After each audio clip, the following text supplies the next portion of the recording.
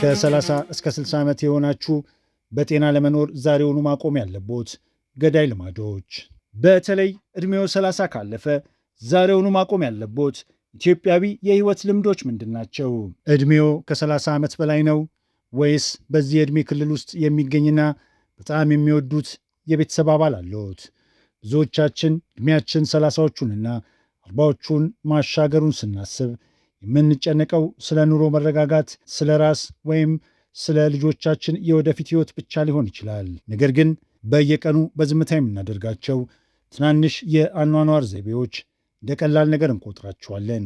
ሳይንሱና የሕክምና ባለሙያዎች ግን ሌላ አስደንጋጭ እውነት ይነግሩናል። እነዚህ ትናንሽ ልማዶች በሰውነታችን ውስጥ በዝምታ የሚሰሩ ሳይለንት ኪለር፣ ጸጥ ብለው የሚገሉ ናቸው። ጤናችን በትክክል መታወቅ ጀምሮ ዶክተር ቤት ከመድረሳችን በፊት ዛሬውኑ ሕይወታችንን የምንቀይርበት ወሳኝ ሰዓት ላይ ነን። ጤናችን ትልቁ ሀብታችን ነው። በዚህ ቪዲዮ ውስጥ ዕድሜያችን ከ30 ካለፈ በኋላ ጤናማ ንቁና ረጅም ዕድሜ ለመኖር ዛሬውኑ ማቆም ያለብንን ወሳኝና ገዳይ ልማዶችን በዝርዝር እንመለከታለን። ቪዲዮን እስከ መጨረሻ በመመልከት ራስዎንና ቤተሰቦን ከማይቀረው ጸጸት ይታደጉ። ወደ ዝርዝሩ ከመሄዳችን በፊት ግን ለቻናላችን አዲስ ከሆኑ ሰብስክራይብ ማድረጋችሁንና ቪዲዮን ላይክ ማድረጋችሁን እንዳትረሱ። አሁን በቀጥታ ወደ መጀመሪያው ስውር ጠላት እንለፍ። አንደኛ፣ የነጭ መርዝ ወጥመድ፣ ከልክ ያለፈ ስኳርና ጨው። የመጀመሪያውና ትልቁ ስውር ጠላት በምግባችን ውስጥ የምናበዛቸው ስኳርና ጨው ናቸው። በሃያዎቹ የዕድሜ ክልል ውስጥ ሳለን ሰውነታችን ፈጣን የሜታቦሊዝም ምግብን የመፍጨት አቅም ነበረው።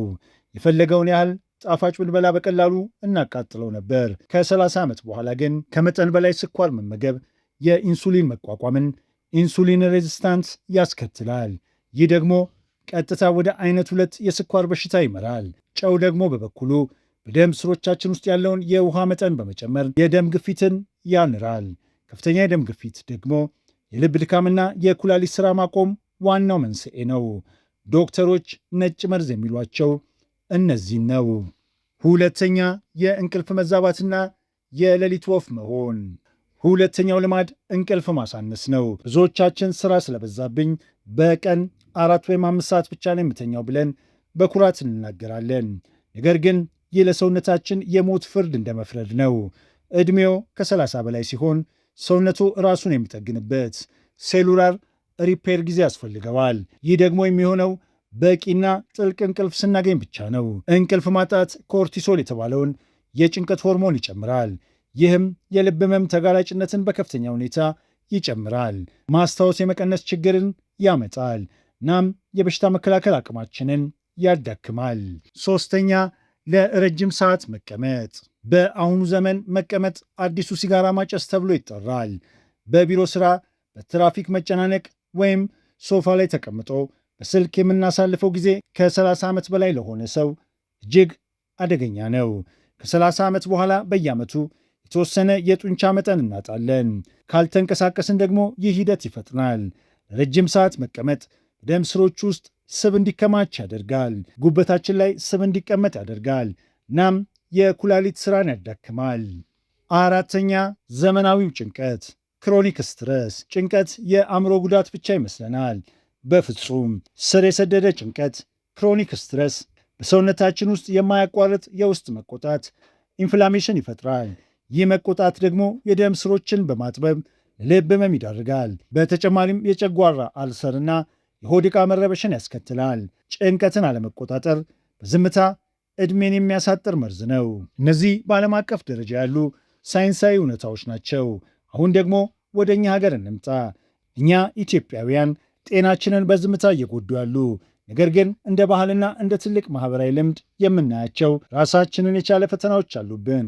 በተለይ ዕድሜው 30 ካለፈ ዛሬውኑ ማቆም ያለቦት ኢትዮጵያዊ የህይወት ልምዶች ምንድን ናቸው? አንደኛ፣ የዶክተር ማዘዣ ሳይኖር በራስ ፍላጎት መድኃኒት አጠቃቀም። ችግሩ በሀገራችን ራሴን አመመኝ ሲባል ፓራሲታሞል፣ ሆዴን ቆረጠኝ ሲባል ፍላጂል ወይም ትንሽ ሳል ሲኖር አንቲባዮቲክ ያለ ሐኪም ማዘዣ ፋርማሲ ሄዶ መግዛት የተለመደ ልምድ ነው።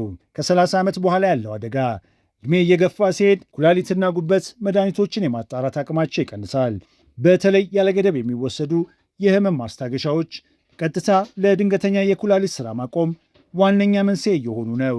ሁለተኛ፣ የቁም ሥጋና የቅባት ምግቦች ማዘውተር፣ ኬክ፣ ቅቤና ጥሬ ሥጋ። ችግሩ ማኅበራዊ ሕይወታችን በዓላትና ስብሰባዎችን በከፍተኛ የቅባት ምግቦች፣ የቀለጠ ቅቤ፣ ክትፎ፣ ጥሬ ሥጋና በጣፋጭ ኬኮች የተከበቡ ናቸው። ዕድሜ ሳይገድበኝ ልብላው የሚለው አስተሳሰብ እዚህ ላይ ይመጣል። ከ30 ዓመት በኋላ ያለው አደጋ ከ30 ዓመት በኋላ ሰውነታችን ስብን የመሳብ ፍጥነቱን ይቀንሳል። ጥሬ ሥጋ ለተለያዩ ጥገኞች ፓራሳይት ብቻ ሳይሆን ለዩሪክ አሲድ መከማቸት ይዳርጋል። በቅቤ የተለወሱ ምግቦች ደግሞ መጥፎ ኮሌስትሮል ኤልዲኤል በመጨመር የደም ስሮችን ይደፍናሉ። ሶስተኛ፣ እንግዳ ማክበር በሚል ሰበብ የሚመጡ የጨውና ስኳር ወጥመዶች። ችግሩ በባህላችን እንግዳ ሲመጣ ለስላሳ መጠጥ፣ ቢራ ወይም ከመጠን በላይ ጨውና ቅመም የበዛበት ምግብ ማቅረብ ለትልቅ መስተንግዶ ይቆጠራል። እንግዳውም አክብሮት በሚል ጨጓራው የተቃጠለም ቢሆን ሁሉንም ይበላል፣ ይጠጣል። ከ30 ዓመት በኋላ ያለው አደጋ ይህ ማኅበራዊ ግዴታ ደም ግፊትና ስኳርን በከፍተኛ ሁኔታ ያናውጣል። እንዳይከፋቸው ብለን የምንበላው እያንዳንዱ ተጨማሪ የለስላሳ መጠጥ ወይም የጨው ምግብ ሰውነታችን ላይ ትልቅ ጉዳት ያደርሳል። አራተኛ፣ የቤት ውስጥ የባህል ሕክምና ላይ ብቻ መተማመንና ምርመራ ማርፈድ።